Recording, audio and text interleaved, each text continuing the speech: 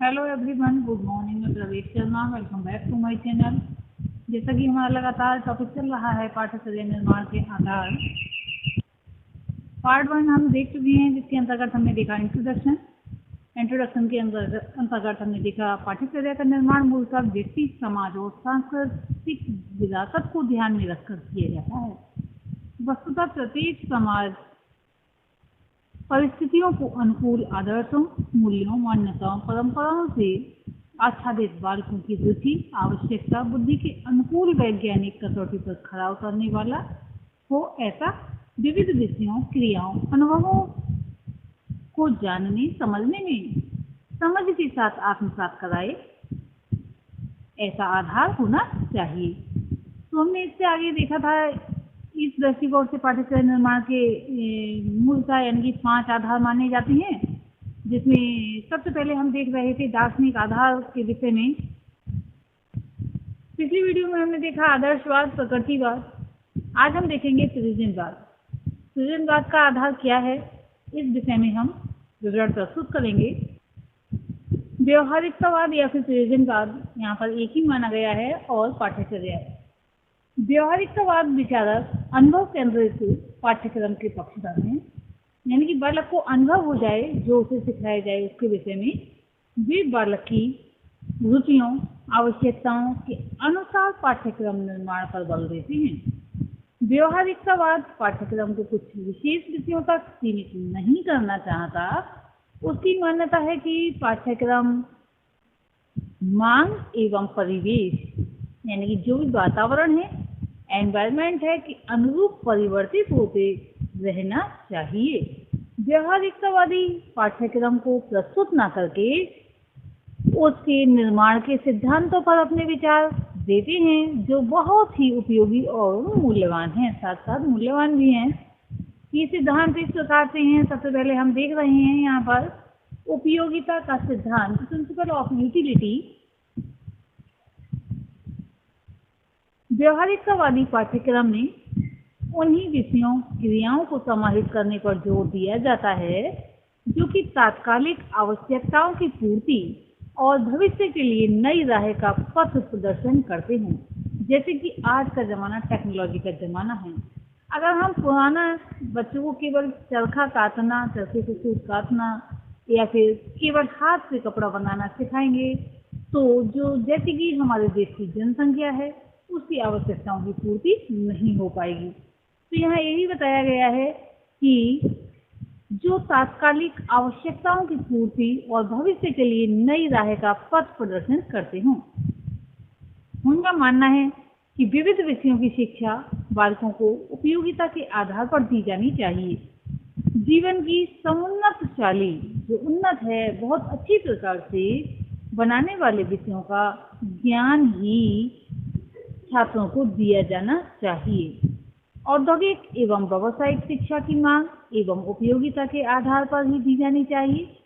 पाठ्य विषय भविष्य में आवश्यकता, जिनकी उन बच्चों की या छात्रों की या अन्य लोगों की आवश्यकताओं की पूर्ति हो, या इस तरह से कह सकते हैं पाठ्य विषय भावी जीवन से संबंधित होना चाहिए।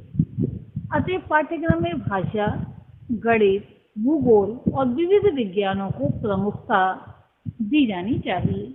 लड़कियों के लिए पाकशास्त्र, गृह विज्ञान की पाठ्यक्रम में महत्वपूर्ण भूमिका होनी चाहिए या स्थान दिया जाना चाहिए।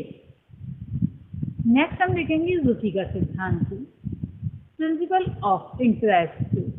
व्यवहारिकतावाद पाठ्यक्रम के निर्माण में रुचि को आधार बनाने के हिमपाती हैं या कहें हिमायती हैं। उनकी मान्यता है कि प्रत्येक बालक की रुचियां अवस्थानुरूप भिन्न भिन्न हुआ करती हैं। इसके लिए प्राथमिक स्तर पर पढ़ना, लिखना, गिनना, हस्तशिल्प, ड्राइंग, माध्यमिक स्तर पर रचनात्मक खोज, कलात्मक कार्य तथा उच्च स्तर पर अनुभव की परिपक्वता पर आधारित विषयों को पाठ्यक्रम में स्थान दिया जाना चाहिए। जो रुचियां हों, बच्चों की कौन कौन सी रुचियों को ध्यान में रखना चाहिए। रुचियां मुख्य बताया गया है यहाँ पर 4 प्रकार की होती हैं।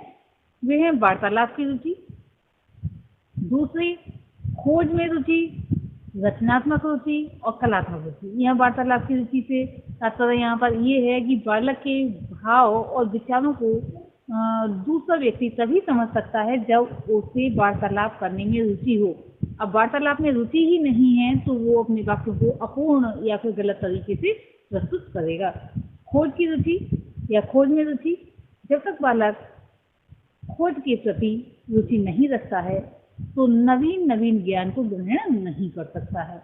रचनात्मक रुचि, खोज के बाद आती है रचनात्मक रुचि, और किसी भी जैसे कि कविता की रचना करनी है या कोई चीज का निर्माण करना है, किसी वस्तु का निर्माण करना है, अगर इसके प्रति रुचि नहीं है तो बालक निरस्ता प्राप्त किए रहेगा वह कुछ भी नहीं करेगा।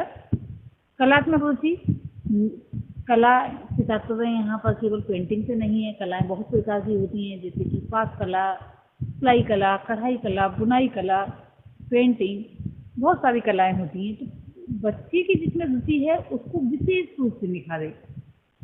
अब हम दूसरा पॉइंट यहाँ पर देख रहे हैं, विविधता का सिद्धांत।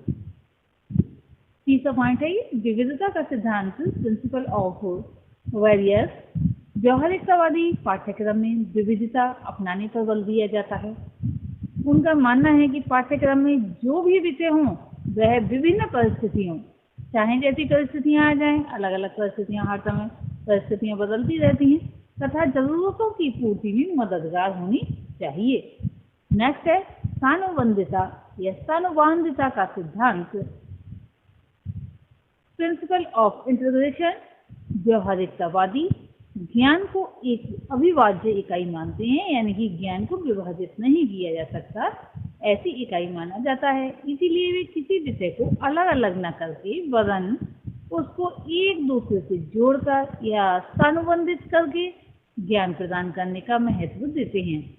इस प्रकार व्यवहारिकतावादी पाठ्यक्रम को नमनीय, लचीला, गत्यात्मक एवं स्थानोबंधित बनाने के पक्षधर हैं।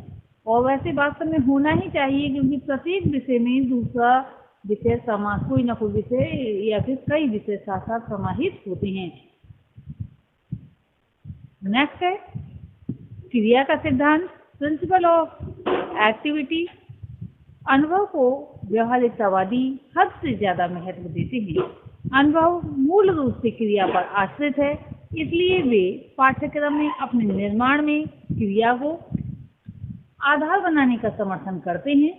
पाठ्यक्रम में बालक के वास्तविक जीवन से संबंधित विषयों एवं क्रियाओं जैसे कि खेलकूद, व्यायाम, सांस्कृतिक एवं सामाजिक कार्य एवं क्रियाएं आदि रखने पर व्यवहारिकतावादी बल देते हैं। यहाँ पर जब खेलकूद को बल दिया जाता है तो बालक की शारीरिक विकास यानी कि बहुत अच्छी तरह से होता है। व्यायाम आदि को बल दिया जाता है तब भी ये शारीरिक विकास से ही संबंधित है। सांस्कृतिक एवं सामाजिक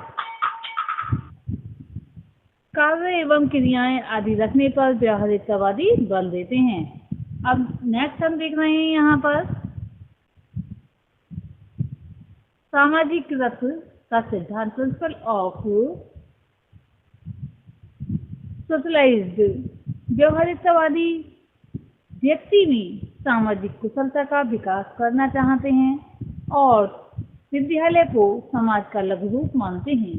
इसीलिए वे पाठ्यक्रम में ऐसे विषयों को रखने का समर्थन करते हैं जो सामाजिकता का गुण छात्रों में संचारित करें और उसे सामाजिकृत बनाएं, जिससे कि बालकों में स्वयं करके सीखने की शक्ति एवं नैतिकता, साथ ही साथ स्व अनुशासन का विकास हो। इसी के साथ हम देखेंगे यथार्थवाद और पाठ्यचर्या, रियलिज्म एंड कैरिकुलम। ये भी दार्शनिक आधार के अंतर्गत ही आता है। यथार्थवादी शिक्षा के पाठ्यक्रम को व्यापक बनाने के हिमायती हैं।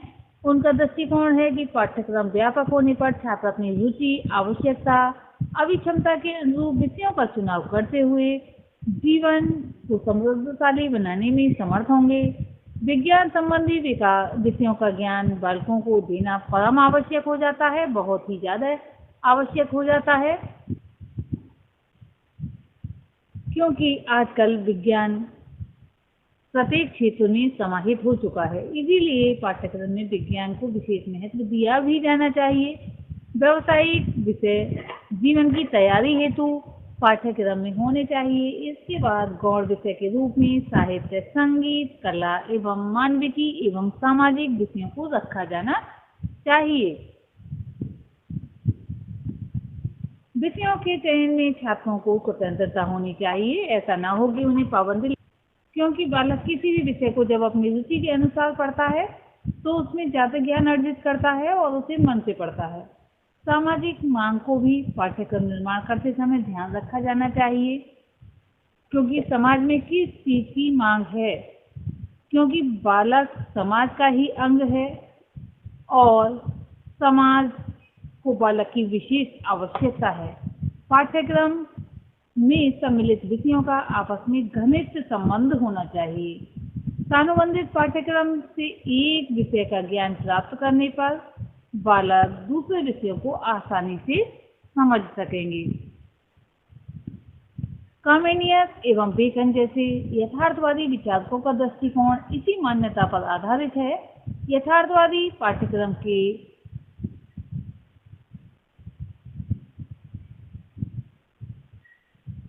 या कहें कि यथार्थवादी जो हैं पाठ्यक्रम में पाठ्यक्रमी क्रियाओं को रखने पर जोर देती हैं। व्यायाम, भ्रमण, वाद विवाद, सामाजिक क्रियाएं, सेमिनार, खेलकूद के साथ साथ एनसीसी, एनएसएस, स्काउटिंग गाइड पाठ्यक्रम का अभिन्न इनको बनाया जाना चाहिए।